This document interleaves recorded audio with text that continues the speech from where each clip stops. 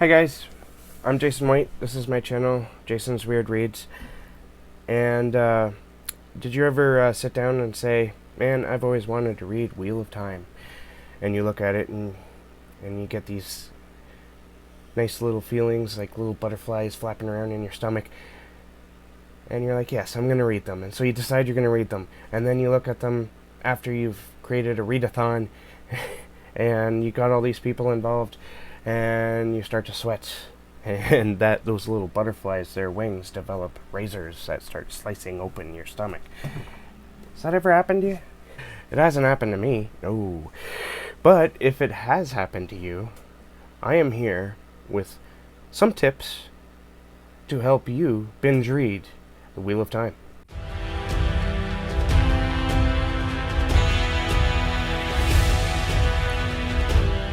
The wheel of time turns and ages come and go, leaving memories that become legend. Legend fades to myth, and even myth is long forgotten when the age that gave it birth returns again. In the third age, an age of prophecy, the world and time themselves hang in the balance. What was, what will be, and what is may yet fall under the shadow. 14 books and 14 months. Join us in our new adventure as we tackle The Wheel of Time. Series written, of course, by Robert Jordan. Alright, tip number 1. Don't limit yourself to reading Wheel of Time only. Now, try adding in some other genres, because especially if you read other genres. Some people only read fantasy, there's some people only read horror, and that's fine. But if you're one of those people, and just, also read something else within the same genre. So, your favorite author just released a new book. Don't deprive yourself of that. Go read that too. Read it while you're reading it read it at the same time if you can. The main point is to not overdose yourself with just one world, because some people can't do that. It's going to get old, and it's not going to be fun anymore. You're going to start to resent the series, and then you're just going to give up. So try to keep your focus. Give yourself a variety, so that it's good to come back to the Wheel of Time. Number 2, take breaks. This isn't a race. The group's always going to be there on Goodreads. I'm not going to ever shut it down.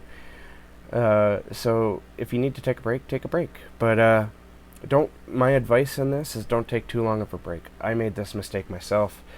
The last time when I made it to the end of book 7, I took a break.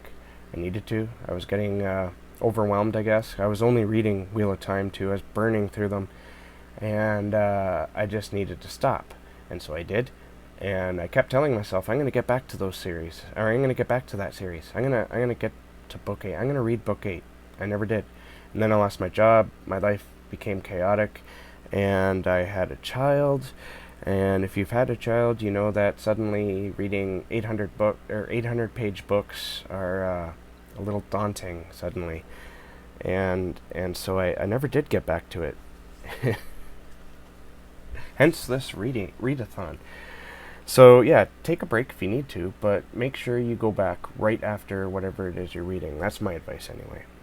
Number 3, check out the audiobook versions if you're able. They can help you. If you're an audiobook listener, then you know what I'm talking about. They can help you burn through what you're listening to, or what you're reading. I did this actually with the Expanse series 2 years ago. I went through books 1 through 6, I think, very quickly, all within 3 months, because I listened to it, and I was able to listen to it little bits and pieces at work sometimes, on the commute to and from work. I'd listen to it at home, and I find myself doing the same thing with the Wheel of Time right now, and I'm absolutely loving it. But I switch back and forth between the physical copy and the audiobook, and it's awesome. So audiobooks can help you go through the series faster, and it can help you if you're feeling kind of about it, you're kind of tired of it, you can still read it while reading other books. You're just listening to it, maybe while going for a walk or doing some housework or whatever. Tip number 4, listen to Wheel of Time podcasts. Now, this one you have to be careful because we're going into spoiler territory here. And I have 3 podcasts I'm going to recommend to you because they're pretty much read-throughs, and 2 of them have like a new person who hasn't read the series from when they started the podcast. The third one, both women have read the series and they're big fans of the series. So the first one, that third one I mentioned, is The White Tower. These 2 ladies, they I believe their names are Jess and Jen. I'm not entirely sure. I know Jess is, but I'm not too sure about the Jen. And I apologize. But I really love listening to these guys. This is like my favorite one because of the hosts. They're fun to listen to. They really make their opinions well known. They don't shy away from that, and it's just a lot of fun. I think pretty much everyone would get a kick out of these 2. And they do 2 chapters per episode, and they pretty much just break down the chapter, give you a synopsis, and then they discuss. And it's very fun and funny. I highly recommend them. There's also The Dragon Reread. Now, this is like a wife and a husband, and I guess their friend. I don't know exactly who the third guy is, but the wife hasn't read the series, so she's reading it for the podcast, and while the other 2 guys, they've read it before. And in the first episode, they actually kind of make fun of Wheel of Time a lot, comparing it to Lord of the Rings, which is fair, but I think if you know Robert Jordan's history in writing these books, he actually wanted to do that. He wanted to take your familiar tropes and sort of familiar like hero, and in a familiar setting like Lord of the Rings, and then sort of turn it on its head as he went, make it his own, and he certainly does that. So so far we have The White Tower and The Dragon Reread, and there's also Legendarium. These guys, this podcast isn't, it's not Wheel of Time specific. They talk about a lot of fantasy books. It's basically a fantasy book podcast. And so you got to be not careful. You got to go looking for the Wheel of Time episodes. And I'm going to tell you where to start with that. They start talking about Eye of the World in episode 110. So check that out. I'll put links down there where you can find all of that. My 5th piece of advice is to watch YouTube videos. Now again, you got to watch out. You could run into spoilers. Find that most video creators are good with putting spoilers in the title. I sometimes don't bother if there's not a spoiler warning, or at least a no spoiler. Come on, young child. Come in and listen and watch. But so just be careful of that. If they have spoilers in there, you're probably not going to want to go in there and watch their video, because they're going to be discussing something you probably don't want to know until you read it, unless you're fine with spoilers. Some people are. I don't get that myself, but alright, so I have a few videos here that if you're feeling a little bogged down or uninspired in reading the series or continuing it, check out these videos. So the first one is a very similar video to this, and I have to thank Jade from Bedtime Bookworm, her channel Bedtime Bookworm. She pretty much I think she organized this. I'm not too sure if it was her or the person she's doing it with, but anyway, she's running a similar thing to this, but it's a year earlier, so it was 2018 when they started theirs. And so she did a video like this. That's like her tips. What's the name of it here? Yeah, Wheel of Time Introduction and Tips. And so I highly recommend you go check that out, because she adds on, like, I watched that video and I loved it. And I pretty much stole a couple of things for my own video, but I thought it would be relevant. And of course, I added my own stuff. But she's gonna add some stuff to this in that video, which is like a year old. But definitely go check that out. It's well worth your time. And also, Daniel Green, he's huge.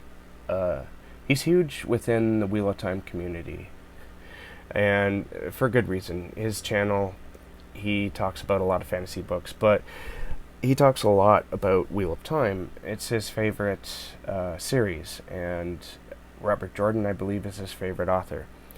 So yeah, I have a couple videos from him that you should definitely check out, especially if you're feeling a little exhausted. You should check out his video, The Wheel of Time Mythology / History Explained. This video was just like, wow, I had no idea. You know, like, there's certain things that happen in this book that it's very subtle. It's in the details. And there's books written about the history before the Wheel of Time series itself. And there's a lot of websites that dig through all this stuff. I mean, all the information is there in the series. And I think it was Daniel Green who said that you could fill up an 800-page book with all the history that is explained from books 1 to 14. And it would be like an 800-page book on its own. And that's fascinating. But the history and the mythology that he goes into in this video is just mind-blowing. It's awesome, and it made me anyway want to continue, or not continue, but it made me want to read the series even more. I got it saved in a playlist so that I can return to it again and again. All right, so he also has another video, and it's kind of similar. It's sort of to pump you up if you're unsure whether or not you want to read it, but I think it would work very well if if you're in book 7 and you're like, ugh, why? And the video is called Why You Should Read The Wheel of Time. There's some interesting tidbits in there as well. Also, Courtney Pickles, she did a video recently called Why the Wheel of Time series is Important. And she basically discusses what I sort of mentioned in my February-March wrap-up regarding the sexism, or the supposed sexism in the Wheel of Time. I really took a lot from that video, and it'll get you thinking too. There's a lot of interesting theories out there regarding the supposed sexism of Wheel of Time. I can see why people might want to call it sexist, but they got to remember they're looking at the finer details. They're basically looking at a mirror of our own world when it comes to the characters themselves. But look at the overall world, is what I'm saying. You look at the world and you'll see women are in places of power. Women are the only ones who can wield the one power. And women basically rule the world, almost. But the thing is these women, they didn't get to their places of power with the aid of men. So think about that. All right. So yeah, definitely watch those videos. There's more. I'll probably be sharing more as we go. All right. Number 6, and this is sort of what I've been saying all along, is watch out for spoilers, because I actually had, I think, something spoiled for me. I don't know. It was completely out of context, and it was on Twitter. I was like, okay, forget that. Forget it. Erase, but it wouldn't erase. So, yeah, I don't know if what I read on Twitter is what happens in exactly the way that it was said, but it was sort of suggesting something, and yeah, that sucked. And you can have the winds taken right out of your sails with a spoiler, unless, like I said, you're the type of person who doesn't mind spoilers. But I hate spoilers, so watch out for spoilers. So although I say this next one, number 7, I say talk with the community of Wheel of Time fans on Twitter. You got to be careful though, Don't follow everyone. Maybe just put out a comment here and there, and use the hashtags Wheel of Time and Twitter of Time. If you have a question, just throw that out in Twitter. Tell them where you are in the series and that you haven't finished it, so you don't want any spoilers. And people will talk about the book with you, and so will we. Also use the hashtag WOT Read Along. I'll have that written down here, and it'll be in the links too, or in the links. Yeah, it'll be in the notes. So talk with other fans, people who have read the series, and if you're struggling, or if you have questions, definitely, and also come to the Goodreads group, where we're hosting our own read along. Definitely check it out there if you have questions. There's some people there who have read and reread the series a few times, and they're just there to hang out, and some of them have been asking us questions like, so what do you guys think about this? And you know that it's probably leading somewhere, but it's not really a spoiler, or at least maybe it's, I don't know, it's just, you see something, or somebody writes down something like that, and like, what do you think about this? Does this hold any meaning for you? And you're like, I don't know. Should it? And number 8, if it comes down to the fact that you don't like what you're reading in the Wheel of Time, if you can't wait to finish the book because you're hating it and you're dreading like hell to, I'm sure I don't have to tell most people, but just put it down. It's fine. You just move on. A lot of people feel that they need to finish something once they start. This is a little different than just one book. This is 14 books, and they're all pretty big. So if you're not having a good time, walk away. It's okay. All right, so that's my tips to help you binge Wheel of Time. I hope that you've stayed this long. If you have, thank you. And please hit the like and subscribe if you haven't already. Keep being creative. I will catch you guys in the next bookish video.